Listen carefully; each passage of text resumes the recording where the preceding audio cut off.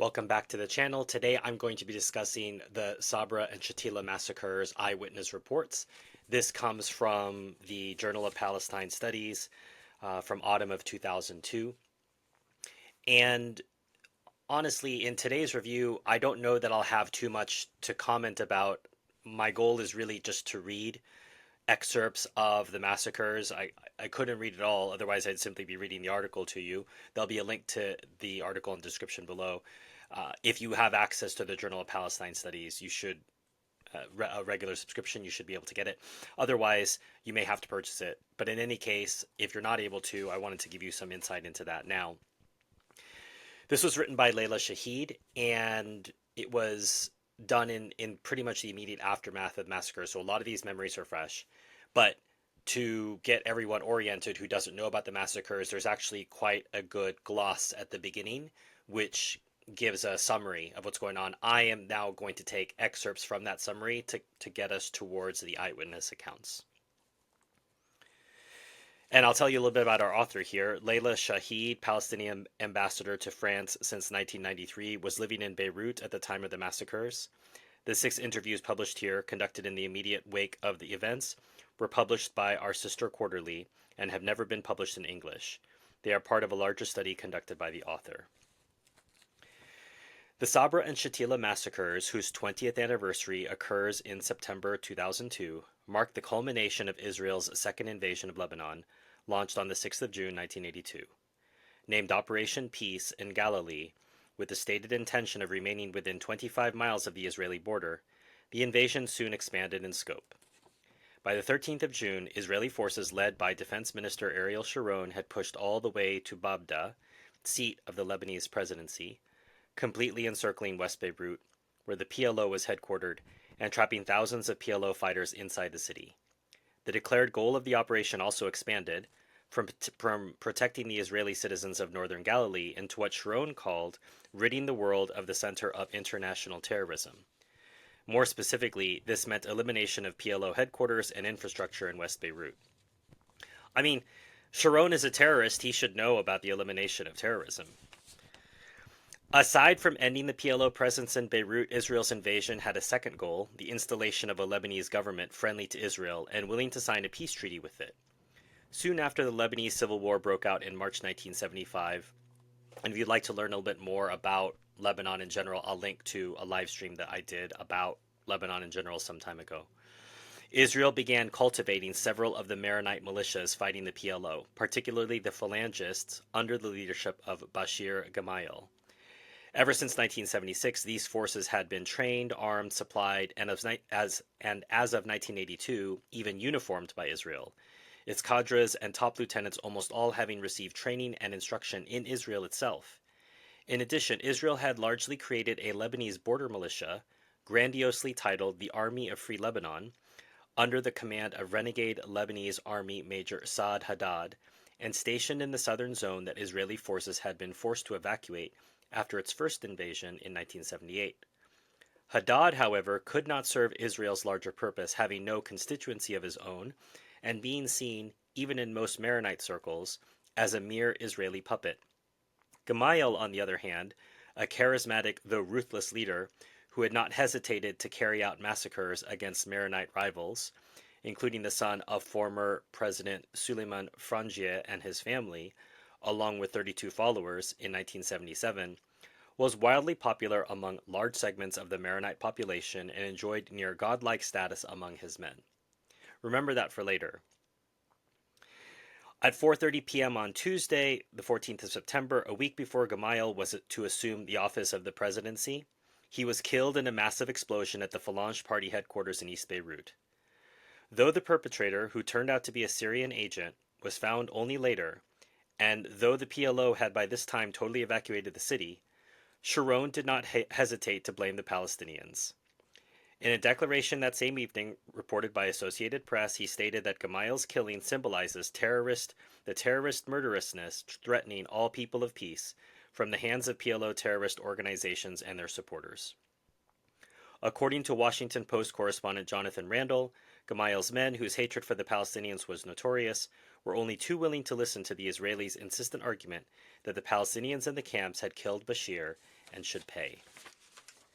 The stage was thus set for the massacre. Within hours of the announcement of Gemayel's death, Sharon and Prime Minister Menachem Begin, informing only Foreign Minister Yitzhak Shamir and without consulting the Israeli cabinet, decided to enter West Beirut despite explicit commitments to the United States not to do so. That same night, preparations began for an operation that, according to Israeli journalist Amnon Kapeliuk, had been meticulously planned long in advance. IDF Chief of Staff General Raphael Eitan arrived in Beirut that evening. Several hours later, at 3 a.m. on Wednesday, the 15th of September, Eitan, Major General Amir Drori, head of Israel's Northern Command, and other Israeli officers met with Phalangist military leaders, including Fadi Frem, the militia's new commander-in-chief, and Eli Hobieka, chief of intelligence. It was at this meeting, according to Sharon's testimony to the Knesset on the 22nd of September 1982, that the Phalangist entry into the camps was discussed.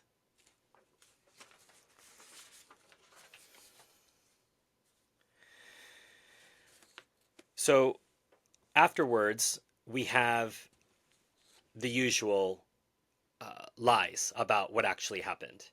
And in this case, the Israelis want to, as usual, deflect from what happened.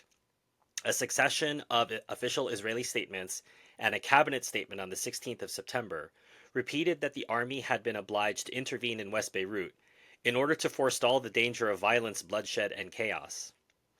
Even before Gemayel's assassination, Sharon had laid the groundwork for a possible intervention in the camps on the 10th of September, when he had suddenly announced, without providing any evidence, that 2,000 armed terrorists had remained in the camps. Like saying that people in Lebanon are hiding missiles in their kitchens. See, the playbook never changes. 1982, 2024, it's the same playbook. The thing is, you have to be paying attention. You actually have had to done some reading and paid attention to what was going on to catch the Israelis in these lies. Indeed, no evidence was ever provided. Typical, there's weapons of mass destruction, no evidence. And Chief of Staff Eitan had told the Knesset Foreign Affairs and Defense Committee on the 14th of September that only a few terrorists remain in Beirut. The fact that no weaponry was ever produced after the massacre, the relatively small numbers of Maronite militiamen sent into the camps, and the minimal casualties on the part of the Maronite forces bear out the speciousness of that claim. There really were 2,000 terrorists. How come there's no bodies of them? Where are the weapons? The first unit of 150 militiamen entered the camp at sunset on Thursday, the 16th of September, armed with knives and hatchets in addition to firearms. The killing began almost immediately, with groups of militiamen entering homes and slitting throats, axing, shooting, and raping, often taking groups outside and lining them up for execution. There was virtually no resistance, only a very few camp residents having managed to keep a personal weapon for self-protection. Throughout the 40 hours of killing, there was only a handful of Phalangist casualties. As of nightfall, both Thursday and Friday, Israel began firing illuminating flares over the camps long into the night. According to a Dutch nurse, the camp was as bright as a sports stadium lit up for a football game. Now, those of you who are hearing this for the first time, you may not have realized these are Lebanese Christian, allegedly Christian, militiamen who went in there to do the Israelis' dirty work, whipped up by the Israelis' assertion that the Palestinians were the ones who killed Gemayel. And they were all too willing to believe it, and then they go on this murderous rampage. So while it was Lebanese that were doing this massacre, they wouldn't have been able to do it without the coordination and the flares of the IDF. Let's be clear about that. And the IDF blocked off the corridor. Christian militiamen who made no secret of their activities regularly came to the Israeli posts around the camps for food and water and for additional ammunition. IDF soldiers questioned later also noted the absence of the, quote, sounds of combat. At about 11:30 a.m. on Friday, Yaron, on orders from Drori, who had arrived at the forward command post, apparently ordered the Phalangist commanders to advance no further, and Chief of Staff Eitan back in Tel Aviv, and informed that the Phalangists had perhaps, quote, gone too far. Eitan returned to Beirut, arriving at 3:30 p.m. At 4 p.m., Drori, Eitan, Yaron, and a Mossad representative met with Phalangist commanders at the Phalangist headquarters in East Beirut. According to the minutes of the Mossad representative quoted in the Kaban report, the chief of staff expressed his positive impression received from the statement by the Phalangist forces and their behavior in the field, and decided that they could continue their, quote, mopping up action until 5 a.m. the following day, at which they must stop their action due to American pressure. The Phalangist request for another bulldozer to demolish illegal structures was granted, though it was agreed that no reinforcements would be sent into the camp. In fact, fresh fighters were permitted to pass through the Israeli lines. Meanwhile, despite Yaron's apparent order from the morning, the pace of the killing had hardly slowed, as executions, knifings, and point-blank shootings continued.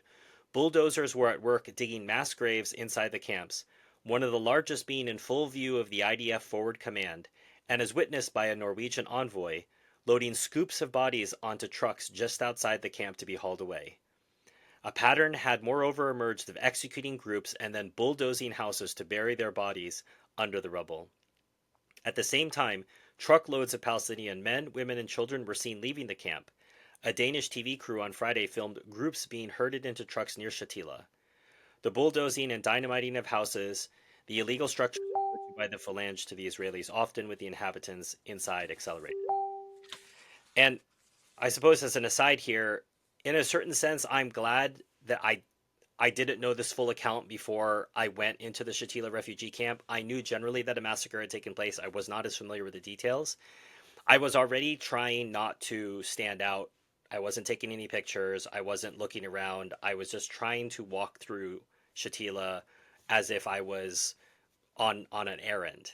I didn't want to do what I would have liked to have done, which is to observe, take notes, and talk to people. It just felt very intrusive. The refugee camps are already in a really difficult situation. I didn't want to look like another Westerner asking questions. I feel like maybe I could in the future, but at the time I didn't feel like I could.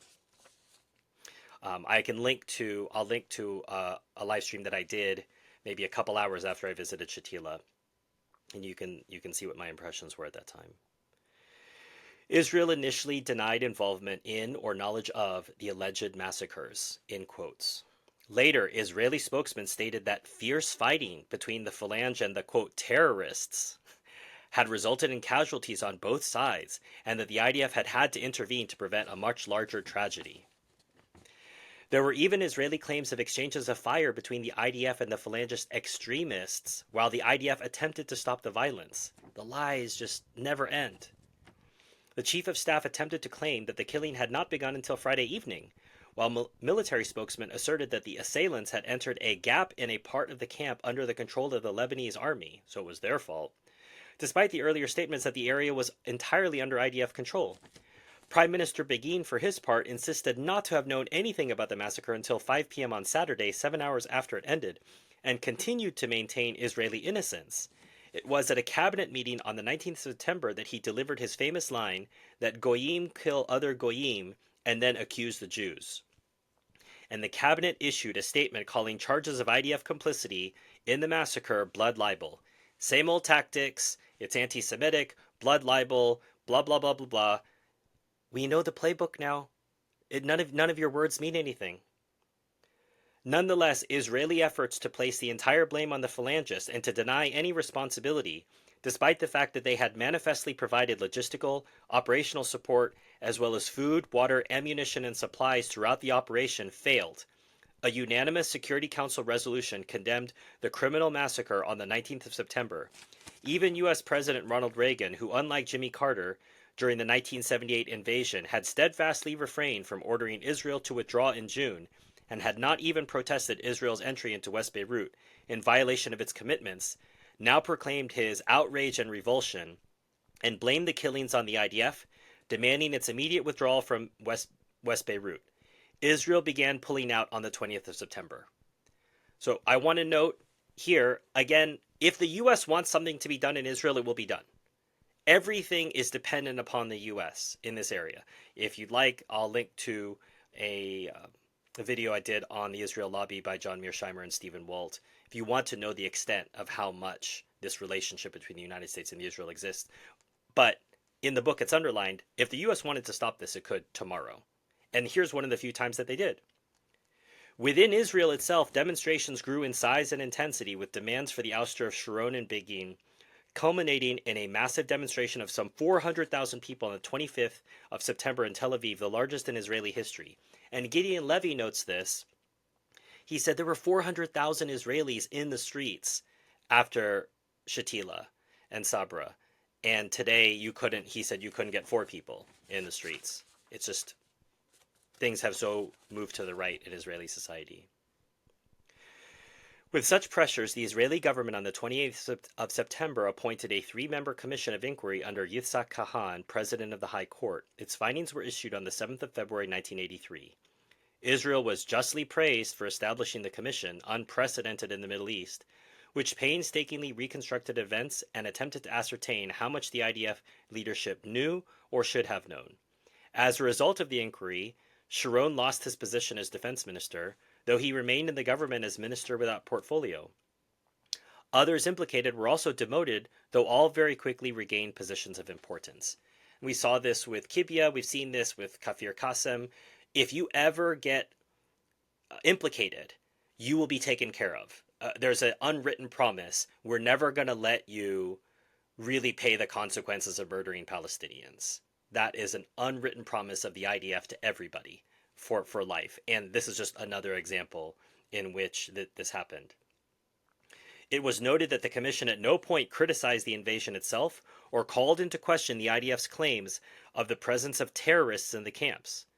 Finally, the commission found that Israel bore only indirect or moral responsibility, whereas its own carefully amassed evidence points to far more. In general, the report treats the massacre as an isolated incident rather than as an integral part of the invasion.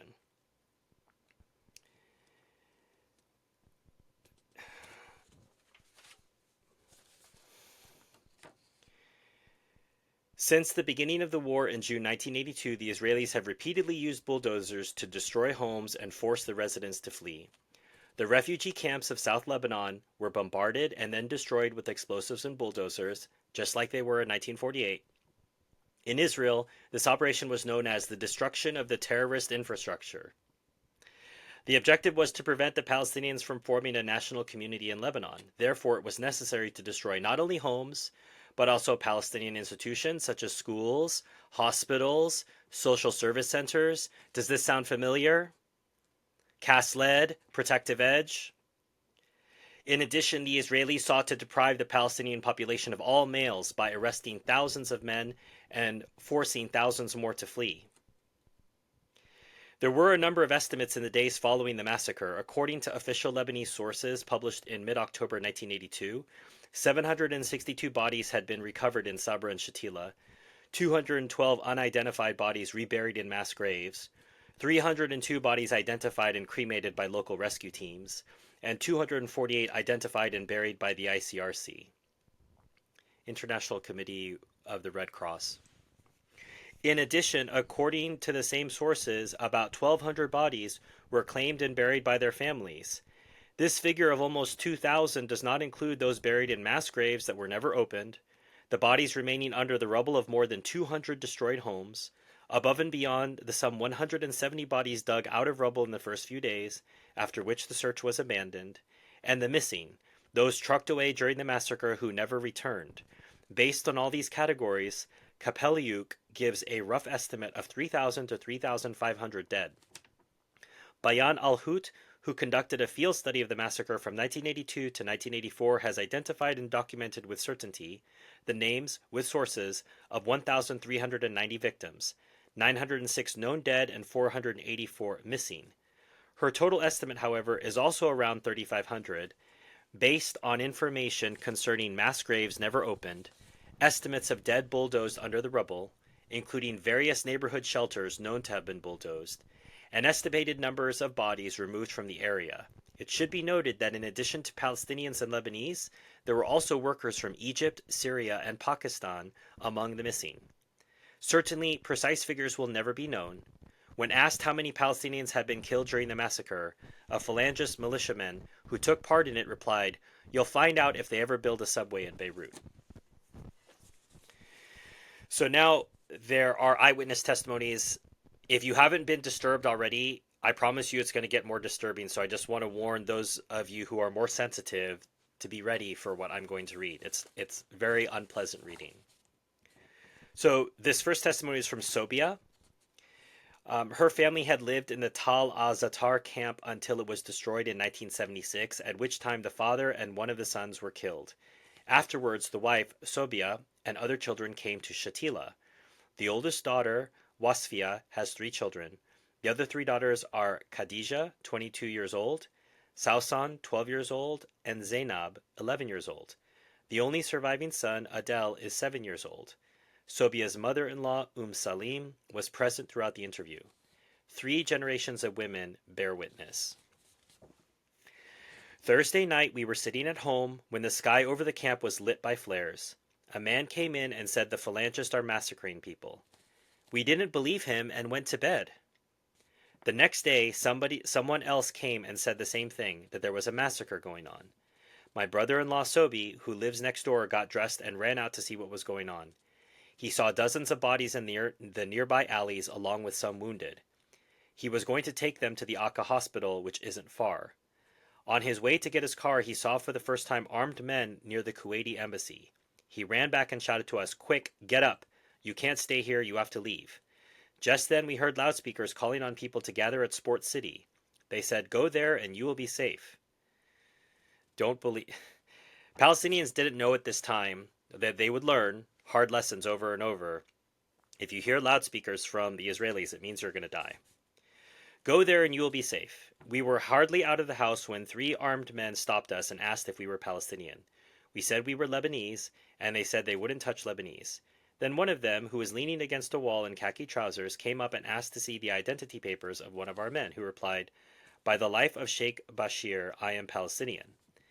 The other said, "So you are all Palestinians then, follow me." They grouped all the men together, that is, my sons Khaled and Amr, my brother-in-law Sobi, and our neighbors Abu Farid and Abu Shihab.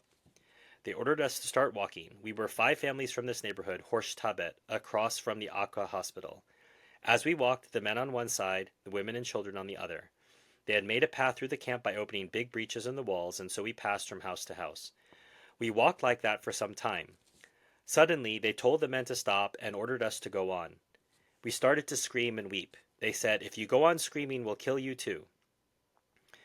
We had hardly gone a few meters farther when we heard shots and we understood that we were lost. So we screamed even louder. One of them said, "So what do you think, that it's chaos here? We're not killing people. We are questioning them first and then we'll judge. We beg them, for the love of God, for the love of the Prophet Muhammad, don't kill them." And they said, "You killed Sheikh Bashir."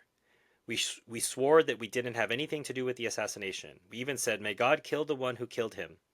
We are peaceful. We don't have any weapons. We gave ourselves up without resisting. Why are you doing this?" One of them said, "There is no God. There is no Muhammad. We are God and Muhammad. Get on now, you whores." And he insulted us. And that's why I said so-called Christian militias. I mean, clearly these people don't believe in anything. We had to go on until we came to a house where there was a big pit. There we saw a tank with Israelis. They were inside the camp across from the Kuwaiti embassy. They said, "Take them to Sports City." But I had time to see, and everyone with me also saw, a deep pit full of corpses. They were killing people and throwing the bodies into the pit. This pit is near the Kuwaiti embassy along the road. Before they let us leave, they lined us up, and one of the armed men said to another with a wink, "Choose one. Which one deserves to have her throat slit?" The other replied, "No, we don't want to kill them now." Then they made us walk to Sports City. There 3 armed men in a jeep told us to turn around and go back. We said we were getting contradictory orders. We had to go back and forth twice between the Kuwaiti embassy and Sports City. At one point, a mine or a cluster bomb exploded on our path. Some people were wounded and fell, and the men shot at us. Everyone was running in all directions. We ran toward the Arab University. We flagged down a car on the road. There were foreign journalists, but one of them spoke Arabic. They photographed us and asked what was happening. We told them there had been a massacre, but they didn't want to believe us. We told them that we were the first survivors to get out of the camp. This was Friday morning. The interviewer asks, "You said your sons were killed. How do you know?" My cousin went to look for my boys and their uncle the next day. He was relieved when he didn't find their bodies, but when he heard whistling, he was frightened and ran. Later I described to him the exact spot where they had separated us. He went the next day, Sunday, and found all their bodies.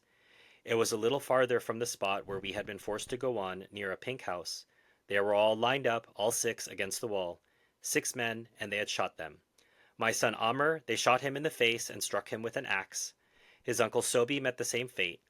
My other son Khaled was leaning against the wall, his arms open, as if he had tried to resist. Their cousin did not even recognize them, they were so disfigured. He identified them by their clothing. Khaled was 19 years old. Amr was 15. They were both welders. My brother-in-law Sobi was 43. He was a mason and had 6 girls and 3 boys. The oldest was 17.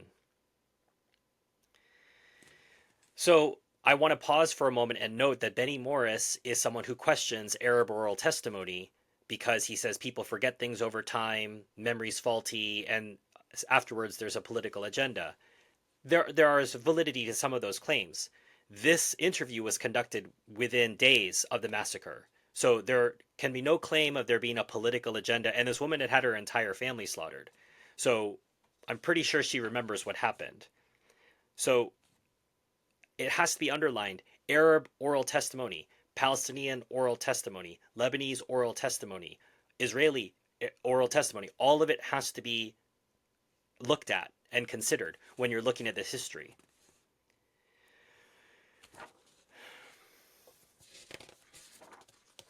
As I say, I can't read all of them, and it would be honestly too hard to read all of them anyway. Here's another one. Ahmad Farhat is the mother of 10 children. 4 of them, aged 1, 2, 6, and 13, were killed, as well as her husband. Her oldest daughter, 18 years old, is paralyzed for life. She herself got 2 bullets in her back, but was up the day after the massacre. She makes a great effort to speak and cannot keep back her tears. We were sleeping in the room, my husband, 8 of my children, and myself. There was also our neighbor who had come to sleep at her house because of the shelling the night before. Around 5 in the morning, armed men came to the house and ordered us out. We went out in our night clothes, each carrying the nearest child. I have young children, 1 and 2 years. Once we were outside, they asked my husband his nationality. He said he was a 1948 Palestinian, and that he was a telephone repairman. Just here in the footnote, a 1948 Palestinian was a refugee who had come to Lebanon in the wake of the 48 war. Under the agreement signed with Philip Habib, they had the right to remain in Lebanon. He said he was a 1948 Palestinian and that he was a telephone repairman. He also said he was crippled in one arm. The guy raised his machine gun to strike him and insult him, calling him a terrorist. Then he ordered us to face the wall without looking right or left. Then they fired several rounds at us. I was carrying my son, 2 years old. I heard him cry, "Yaba, father," just before his skull exploded. I got 2 bullets in the back of my shoulder. The traces of his brain are still on the wall, and of his little sister too, who was on the shoulder of her big sister and who also got a bullet in the head. How old were the children? The interviewer asks. Leila was the youngest, she was a year old, then Sami, 2 years old, then Farid, who was 6, and Bassem, 13. My husband also was killed. He was 47. The others were wounded, like me. I lost consciousness. When I came to, the armed men were gone. My wound was bleeding a lot. My oldest daughter was seriously wounded and couldn't walk. The other, Salwa, was wounded in the shoulder, but she could walk. Everyone else was dead. So Salwa and I got up and managed with great difficulty to walk to the hospital.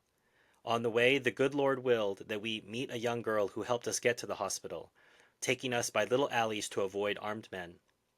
At the Gaza hospital, they gave us first aid. Then there were rumors about the arrival of Saad Haddad's men or phalangists in the coffee house near the hospital. I then decided to leave the hospital at all costs. I remembered my niece in Sidon, who had sought shelter in a hospital, and the Israelis destroyed it with everyone inside. Once again, Israelis destroying hospitals. This is not something that happens in 2024, 2023, first time after October 7th. This is 1982, 1983.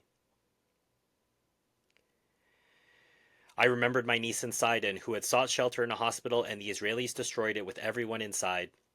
So I fled with my daughter. I carried her on my back and was bleeding, but determined not to stay there waiting for them. We found refuge in the entrance of a building, and while I was waiting for the bleeding to stop, a young man who knew my son recognized us and helped us. Suad, my oldest girl, who was seriously wounded, remained on the ground in front of the house until first aid workers arrived Saturday morning and took her away on a stretcher. She stayed the whole day of Friday and all night, bleeding on the ground. No one could get to her to help her because the massacre was still going on. She is still in the hospital. Most of the bullets hit her spinal column, and the doctors say she will remain paralyzed. Her voice breaks and she starts crying. Suad was very active. She did everything in the house. I don't dare see her. I don't dare look her in the face and lie to her. The interviewer asks, "What about your other children? Where were they at the time of the massacre?" The older boys were at the house Thursday afternoon, and they noticed from the terrace groups of armed men coming down the hill overlooking the camp. They came running to tell us the news. Their father told them to go stay with someone in town because the Israelis always think young men are fighters. As for us, we thought that being civilians, women and children, the Israelis wouldn't attack us. The two little ones stayed with us, but they managed to hide in the toilets. When they came out, they found their father and brothers all dead. Then armed men grabbed them. The interviewer turns to the 8-year-old boy who's in the room. What happened? They took us to the Kuwaiti embassy, then to Sport City. There they separated the Lebanese and the Palestinians. They then took the young men and killed them. They killed Lebanese too. And they told us if we opened our mouths, they would kill us one by one. Who said this, Lebanese or Israelis? Both. Afterward, they let us leave, and we went to our relatives near the camp where we found our mother. The mother responds, he still wakes up every night asking for his father.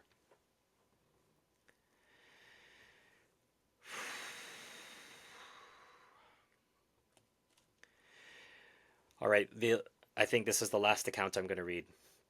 Ibrahim Musa is 30 years old. He was living in Shatila with his young wife and 3 children. His family was all killed in the massacre. He himself was hit by a dozen bullets, including bullets in the waist, lung, leg, and thigh, and explosive bullets in the hand that exposed the bone. The interview took place in the hospital where he is being treated. The interviewer: what exactly do you remember? I woke up Wednesday morning with the sounds of airplanes ripping the sky. I thought they were going to the Bika. I went to work not far from the camp. There we began to get news. The Israelis are at the Kola roundabout.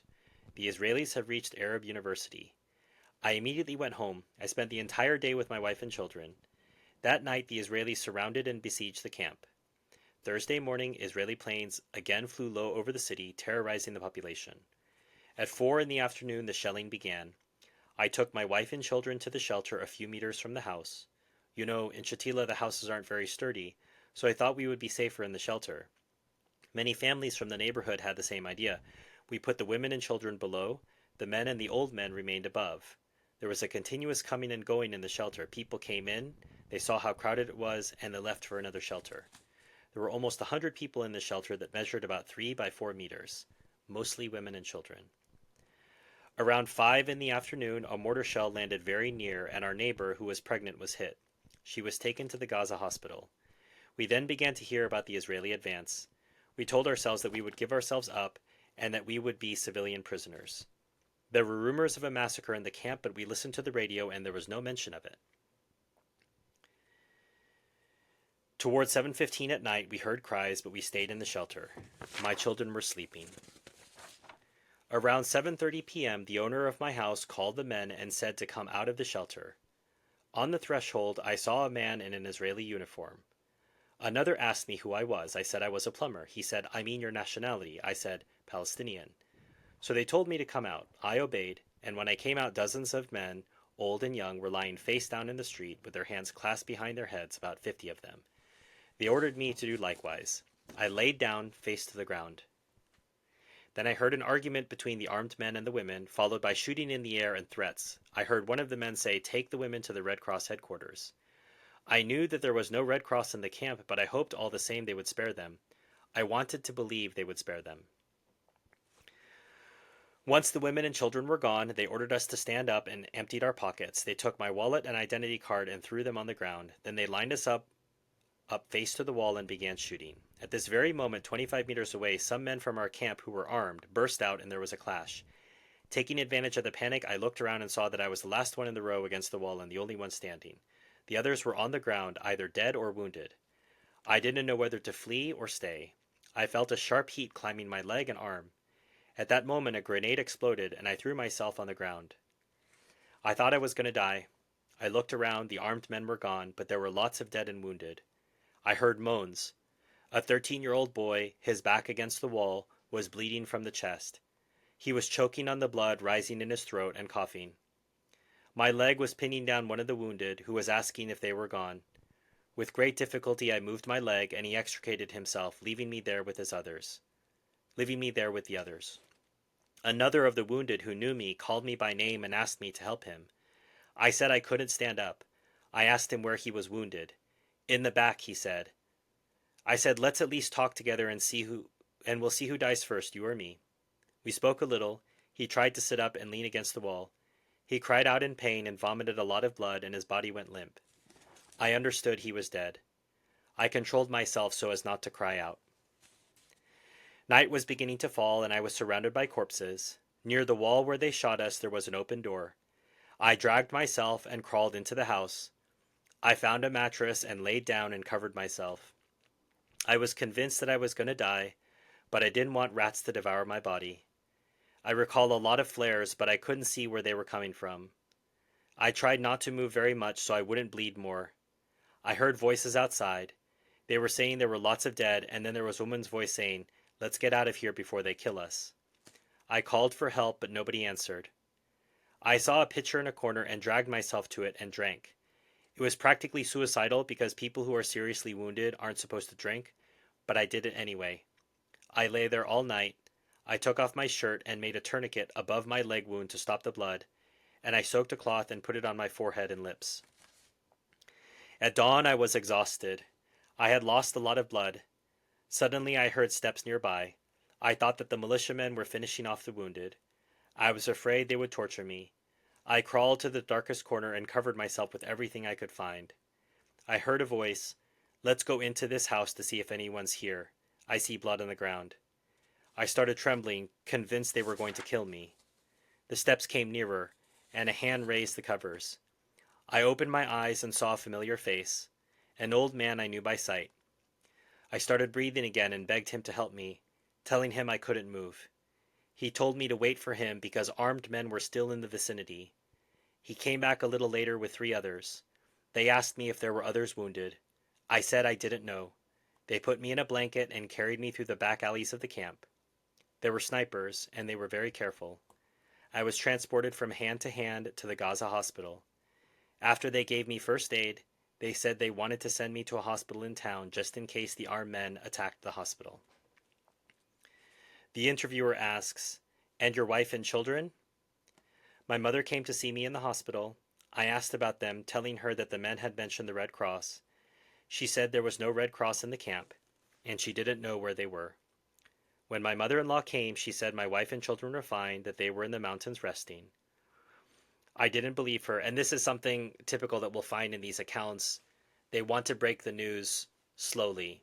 It's very shocking to say something like this. So you'll see in a lot of accounts of oral testimonies, they'll say things are fine, we're still looking for her, when they already know because they're trying to break the news slowly. So it wasn't anything other than that. I didn't believe her and said that if they were alive, they would have come to see me in the hospital, and that if her daughter didn't come within 48 hours, I would know she was lying. The following day I saw photographs in the newspaper of people looking through corpses, and I saw my mother and my mother-in-law among them. When my mother-in-law came again, I yelled at her that she had lied, that I had seen her photo in the paper. She burst into tears and admitted there was no trace of my wife and children. My mother asked what they were wearing the day of the massacre. My wife was wearing jeans and my daughter a red dress. She told me that they had found the body of a woman difficult to identify because of the blows, but whose clothes could be hers. They had found the bodies of a number of our neighbors who were with my wife and children, but not the bodies of mine. There are many bodies not yet found. They must be in mass graves not yet opened. How old were your children? Rana, the oldest, was 5. Mustafa was 4, and little Marwan was 10 months.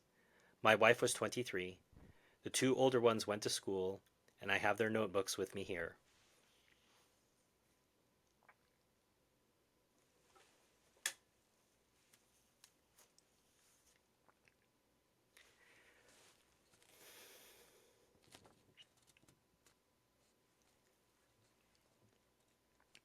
They were very studious, and I helped them with their homework at night. I teased Mustafa by saying that he couldn't read without the illustrations, so he redoubled his efforts to impress me. Marwan, the little one, was very tender. Every day he awakened me by caressing my hair. I can't believe I won't see them again. I was happy with my wife. What will you do now? I don't know. I have always lived in Shatila. I grew up here. I married here. I lost everything here. Had you remained in Shatila during the war? I had taken refuge elsewhere, but then I returned not too long ago, thinking that everything was going back to normal. I didn't believe that the Israelis would enter West Beirut, and that they would bring these men whose hearts are so full of hatred that they would massacre children. We did not imagine that the Israelis would enter the camp. There were guarantees by the Americans, Arabs, and Lebanese. We didn't think they would enter. In your view, who carried out this massacre? All I know is that the Israeli army brought them in, that they had Lebanese accents, and that they were wearing military uniforms. You know, I said this was going to be the last one, but actually, the very last is a testimony of a child. And as difficult as it will be to hear, I think it's important, and part of why I'm reading this today is because I just don't think this information is out there, and it needs to get out there. Even though we're talking about something from 82, 83. Munir is 13 years old. He is the only survivor of his family. Thursday afternoon, there was a lot of shelling, so we went down to the shelter. I was with my family. There was also my maternal uncle and his 10 children, and our neighbor and his children. There were a lot of people, especially women and children. Then the armed men arrived and forced us to get out. They lined the men against the wall and shot them, and they led us, the women and children, to Dulci, which was a grocery store. There was a clash. One of the men went mad, crying out, "They killed my brother. My brother has been hit," and he started firing at us. My brother and my sisters were hit. I was hit in the leg, and a bullet grazed my head but didn't injure me. How many were in your family? There was my father, my mother, and my 3 sisters. The oldest of my sisters was 6. There was also my uncle, his wife, and their 10 children. What happened to them? My father was shot against the wall. My mother was wounded near me and my sisters. Then the armed men said, "You injured people, get up and we'll take you to the hospital." I whispered to my mother not to believe them, to stay down, but she saw the others get up and she did too. They put them up against a wall and shot them. And your sisters? One of them was wearing earrings. They said to her, "Are those gold or copper?" She said they were copper, so they got mad and said, "You daughter of a whore, that's copper, is it?" And they ordered her to close her eyes and ripped off the earrings and shot her on the spot. My cousins, they killed them too with the other children with us. I heard them say when they grow up they'll become fighters, we have to kill them, and they killed them. The interviewer says, "And you?" I pretended to be dead. They all left, and finally I fell asleep. Then they came back. One of them had a flashlight. He saw that I was still breathing and shot at me again. He aimed at my head, but my hand was up against my cheek, and the bullet cut off my finger, but it didn't touch the head. All night I lay there in a pool of blood. The next morning the armed men came back, and one of them said, "Look at that one, he's still alive, he's trembling," so he fired. One bullet hit the ground, and the other hit me in the arm. I pretended to be dead. One of them wanted to fire on me a third time, but his friend said, "That's okay, he's dead." When they left, I managed to get to an empty house. I took off my clothes, which were soaked in blood, and put on others that I found there. Meanwhile, they were nearby stealing cars. I stayed in the house waiting for the pain to go down and the bleeding to stop. Suddenly, they burst into the house where I was hiding. "You're still here? We're going to kill you." They took their guns, but then one said, "Are you Lebanese or Palestinian?" I said I was Lebanese. So he said to go sit in the room. As soon as they left, I fled by back alleys. I know all the back alleys, and I knew they led near the house of my uncle. There I met a boy who knew me. He took me to the Al-Sharq movie house, and from there a car took me to the Gaza hospital. What did you hear while you were hiding? I heard people talking about the bad smell, how bad the corpses smelled, and I heard the sounds of tanks or bulldozers, I don't know which, near the Kuwaiti embassy. Munir is very weak. He had lost a lot of blood. His voice was hardly audible, and it decided not to tire him further.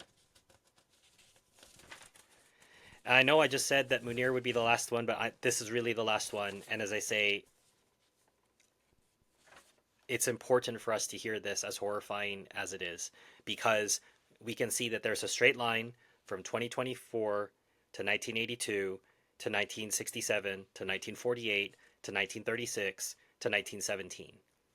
And if you take the time to really look at this, you can see it is not complicated. There is an oppressor, a settler colonialist movement, and a murdering group of people who never are willing to take responsibility for their murders. And they think that they're such a great moral army because they kill unarmed men, women, and children. This needs to be heard and um, and dealt with. Hussein, with a scrawny 2-month-old baby in her arms, is staying with her children in a classroom of a high school in West Beirut. Hundreds of families of Shatila and Sabra are living in schools turned into emergency shelters. Hussein lost her husband and 2 of her sons in the massacre. Her house had been bulldozed. She identified herself as a 1948 Palestinian who had lived in Shatila for 5 years. Before, she had lived near Sports City. When did you leave Shatila? The interviewer asks. Thursday. Israeli planes were flying over Beirut, making a terrible racket. They circled over the camp while their tanks began shelling us. Around 6 in the morning, the shelling intensified. We went into the shelter with our neighbors. Later, about 30 armed men came and started shooting. We ran to hide. Just as we closed the door, they burst in and said, "Why are you slamming the door in our faces? Where do you think you can hide?" Then they lined us up against the wall, separating the men from the women and children. They killed the men right in front of us. There was my husband, Hamid Mustafa, who was only 47. My son Hussein was 15, and my son Hassan was 14. There was also the son and brother of our neighbor and others too. In all, 7 men they killed and piled one on top of the other in front of the house. They emptied their pockets, taking their watches and whatever they were carrying. Then they dug a pit and buried them. How did they dig the pit?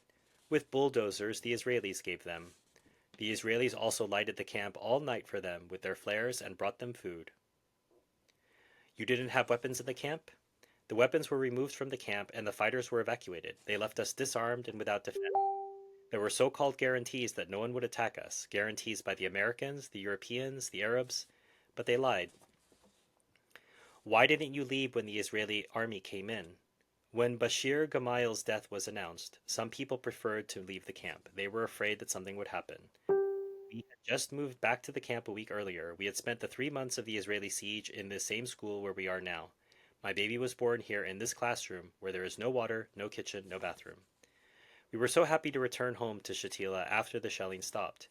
We weren't prepared to start wandering again in the streets of Beirut looking for shelter. So we remained, thinking that since we were without weapons and since the fighters had all gone, the Israeli army would not harm us. Even after 1948, there's still this belief in justice from the Palestinians that the Israelis wouldn't do this, how wrong they were. We couldn't guess that they would make us pay for Bashir Gamayel's assassination. After all, it wasn't the Palestinians who killed him. It was between them. They fought among themselves and they killed him. How are we responsible? We turned in our weapons. We trusted the Lebanese authorities. Abu Ammar is the patronymic for Yasser Arafat, had signed an agreement with the government that no one would touch the camps after the fighters left. We believed that. The result? They betrayed us. They even killed women and children. I saw with my own eyes a baby of less than a year in his mother's arms. She was dead, and he was crying all the time. They fired at him, but he wasn't dead. One of the armed men got mad and yanked the child from his dead mother and said he would take it to the hospital, but further on he strangled it and left it on the sand. I saw it on the ground when we passed. I also saw a woman whose hands were tied and who had perhaps been raped.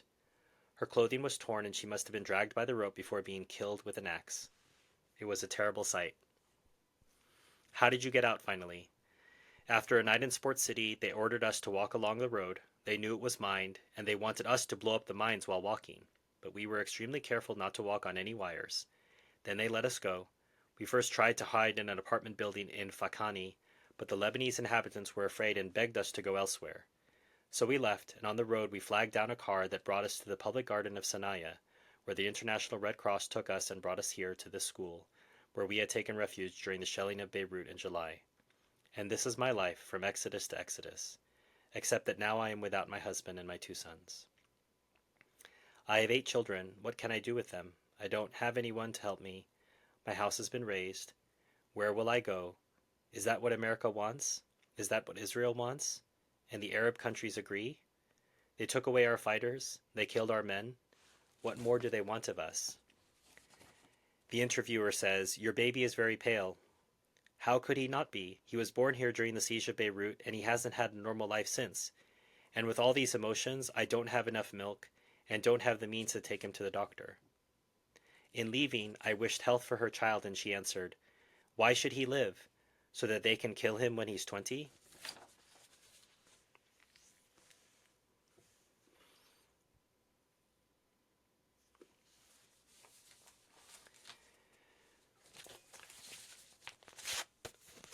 So, as I said, I'll put a link to this article in the description below.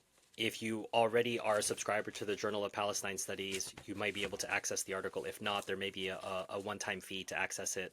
Again, I'm not certain. You'll have to check.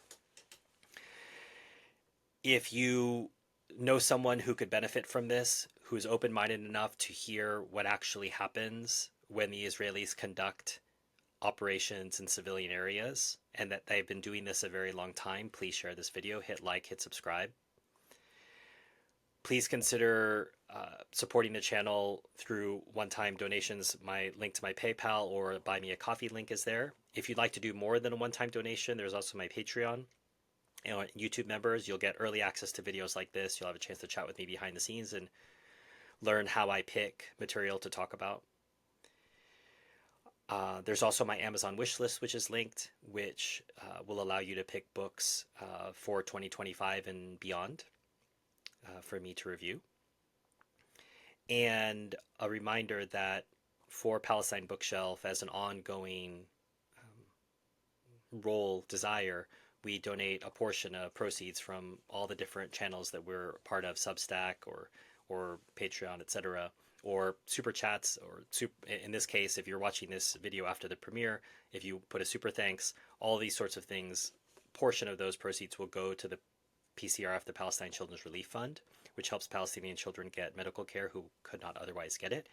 And if you want to support them directly, please feel free to click on the link in the description and see the work they're doing. They're an amazing organization, and I really love to support them and what they're doing. Until next time, enjoy your reading.